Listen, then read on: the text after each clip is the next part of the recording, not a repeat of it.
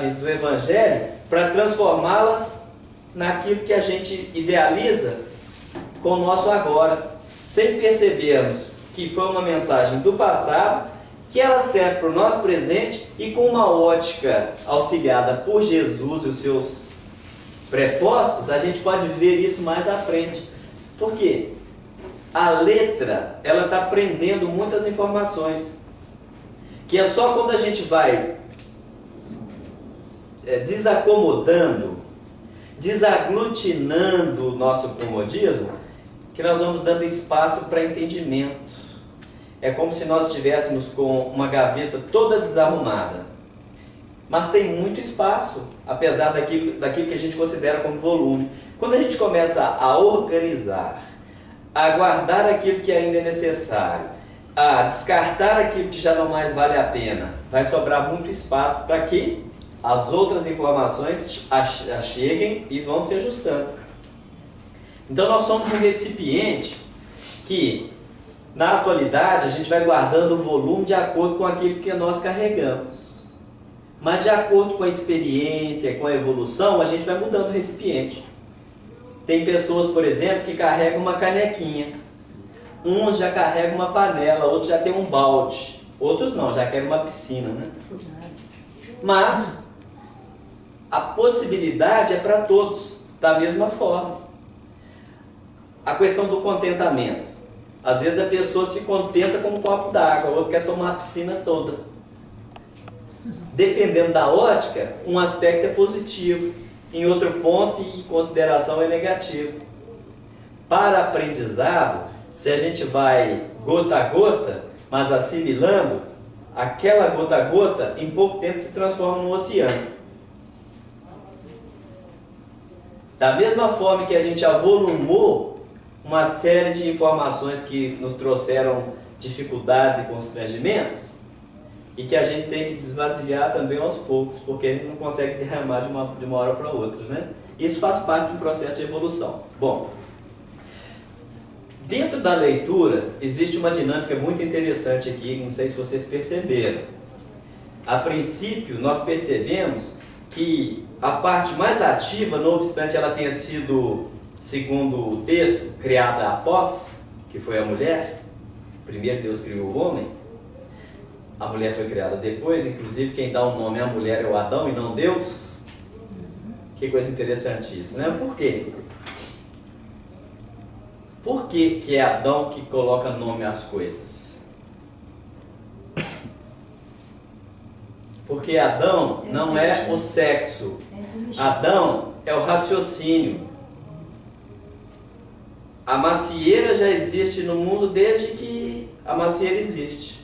Mas o fruto, com certeza, começou a ser comido há muito tempo. Agora o nome que se deu a esse fruto foi depois, para poder distinguir uma coisa da outra. Então é o homem que dá nome, não obstante a coisa já exista.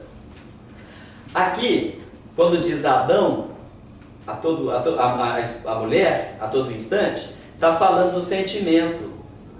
A mulher é o sentimento, né? Surgiu primeiro que vai ser trabalhado é a razão. Mas nesse capítulo especificamente, que chama A Tentação de Eva e a Queda do Homem.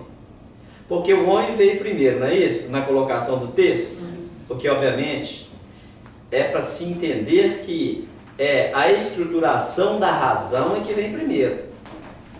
É o instinto que vai favorecendo o ser na assimilação e no processamento do racionalismo, da racionalização.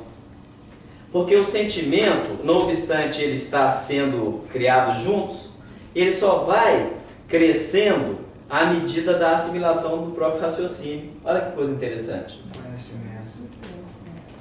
Por isso que quando, na questão do casamento, fala assim, o que Deus uniu, o homem nunca o separe, e aí acreditava-se na insolubilidade do casamento, o que não é verdadeiro.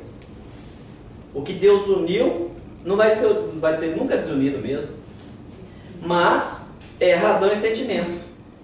Porque toda vez que um casal, por exemplo, não dá certo, é porque razão e sentimento ali não estão caminhando juntos. E isso pode ser levado na nossa vida, não só na condição do matrimônio, como em todas as questões da nossa vida.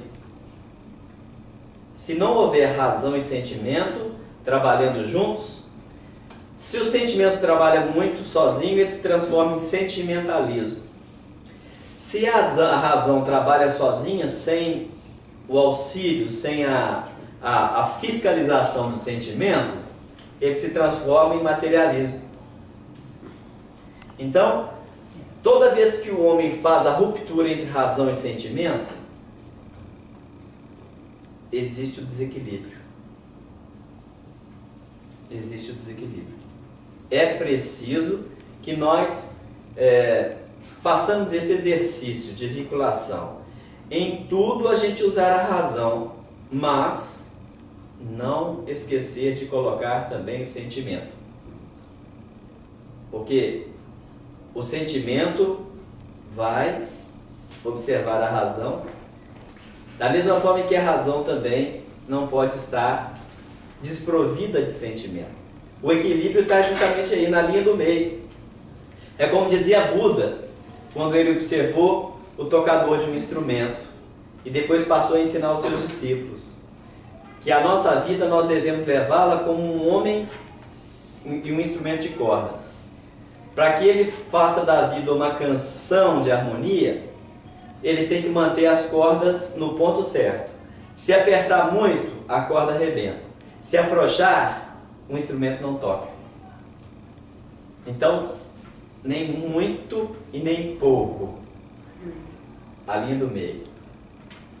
Então ele estava falando anteriormente ao homem. Nesse capítulo ele vai falar à mulher. Isso gerou tantas controvérsias, tantas dificuldades, pela assimilação do homem comum, que deu-se a impressão de que Deus é machista. E de que toda a estrutura social é machista.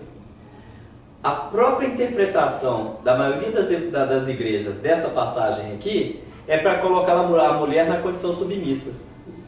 O que não é a realidade. Quando fala da mulher aqui, não fala da mulher, o sexo feminino. Fala da sexualidade que existe tanto no homem quanto na mulher na questão sentimento. Porque sexualidade vai muito além de vinculação carnal. Sexualidade envolve todos os aspectos da vida do ser. Porque sexualidade ela é um motivador evolucional. É um motivador evolucional. O indivíduo ele pode já estar numa estrutura tal que ele não necessite do outro sexo para o conúbio carnal. Mas ele tem a sua sexualidade em equilíbrio de tal forma que ele consegue viver a adequação do homem e a adequação da mulher em uma só pessoa, em si mesmo. É a essência feminina e a essência masculina. Razão e sentimento. Sentimento e razão. Por isso que Jesus disse em determinado momento que no mundo alguns nasceram eunucos, uns foram feitos eunucos pelos homens e outros se fizeram eunucos pelo reino de Deus. Ou seja, tem pessoas que nasceram com a dificuldade da permuta através da sexualidade. Então, vamos dizer que tem uma deficiência genética para não procriarem e até mesmo para a liberação da energia sexual. Certo? Tanto no aspecto ativo quanto passivo. Existe ali um bloqueio ou uma deficiência. Tá? Outros foram feitos pelos homens. Aí a gente lembra que naquele tempo, no tempo de Jesus, os homens que tinham muito poder, que tinham muitos valores materiais, pelas circunstâncias também da época, eles poderiam ter quantas mulheres eles quisessem.